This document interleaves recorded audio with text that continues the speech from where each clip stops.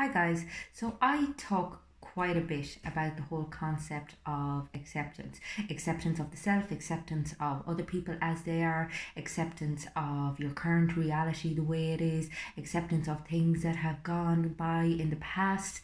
And I suppose it's something that people often struggle with. And I think part of the reason that they struggle with it is they feel that by accepting things, that's somehow the same as saying that things aren't going to change, or it equates to stagnation. And that's not necessarily the case. I mean, acceptance is not the same as saying that you have to tolerate something for eternity.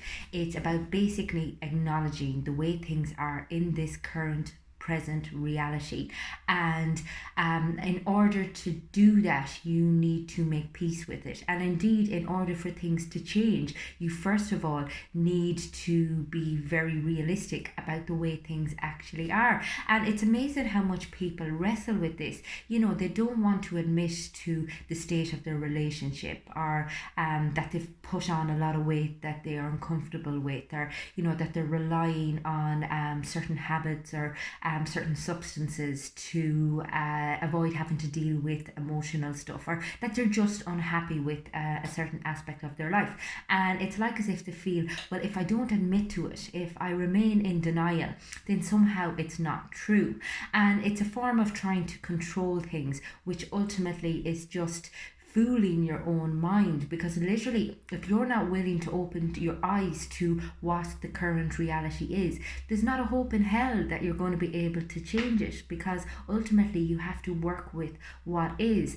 It's the same with ourselves. We tend to look at the positive elements of ourselves, and we're very happy to kind of acknowledge them, whereas when it comes to the more negative aspects of our personality, we really struggle with it, and we're just like, if I just deny it, then it's not actually there. And again, it's this idea of control. We like to think that we're in control of everything, and oftentimes when we're not in control of ourselves, we try to control everything else. We try to control people's perspective of us. We try to control what other people do.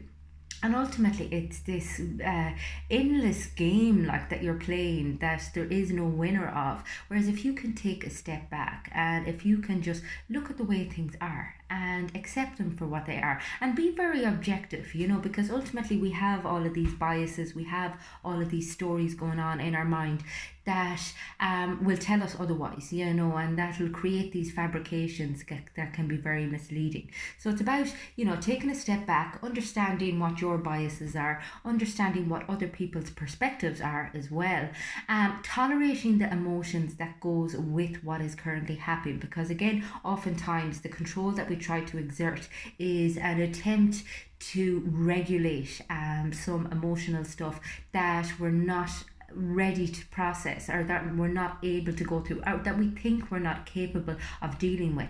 And yet we're strong people. Everyone is strong. Everyone has an inner strength that they're able to call upon when needed. But it's just we don't rely on ourselves enough. We don't trust ourselves enough. And I always love the serenity prayer that I think it's one that goes with AA anyway, but it also goes with a lot of recovery programs.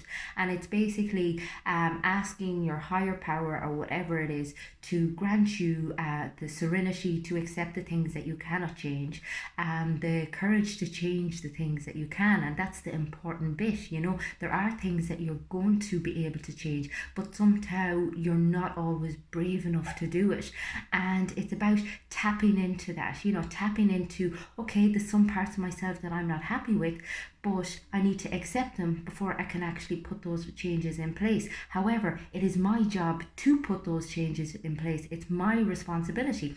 Likewise, with your acceptance of other people, I mean, ultimately, you're not going to be able to change them. However, that doesn't mean you have to tolerate their behaviors forever. You can move away from that person, or you can have a healthy confrontation and explain to them exactly what it is that you're feeling. I mean, there's always a choice, and we tend to tell ourselves a story of being helpless, that there is no choice, that there's no option available to us. And the reality is there's always There's always an option. And again, I suppose the last line of the prayer is, having the wisdom to know the difference. And that's a skill. I mean, as I said, the more you create self awareness, the more you tap into your biases, your stories that you tell yourself, your beliefs about yourself, about the world around you, about other people, the more objective you're going to be and the better decisions you're going to make. And that, as I said, is something that takes practice, because we're not always given we're not always taught how to trust ourselves, We're kind of very reliant on other people to make our decisions for us. We're very reliant on our technology these days. We tend to tap into Google instead of tapping into our inner guide, which is ridiculous. I mean, our own intuition has a lot to tell us once we wade through all of our insecurities and all of our fears. So it's about, stop playing God in your life. Stop feeling like you have to control everybody and you have to control everybody else. Take a step back and ask yourself, okay, what do I need to change about myself? What can I change about my circumstances? And what do I need to just surrender to? What do I need to just accept? And what do I need to just adjust my emotional reaction to? Because ultimately, if you're more in touch with your emotional responses, you can, begin to understand the thought responses and the behavioral responses that occur as a result, and get a clearer picture of your life. Get a clearer picture of the things that are holding you back and that are causing you suffering. So if this is something that resonates with you, if you are struggling with your mental health in any way, or if you'd just like to get a little bit more self-awareness, if you'd like to learn how to regulate your emotions a little bit better, get in touch with your core emotions, your emotional experience, then get in touch with me on the website. It's fundamentals.ie.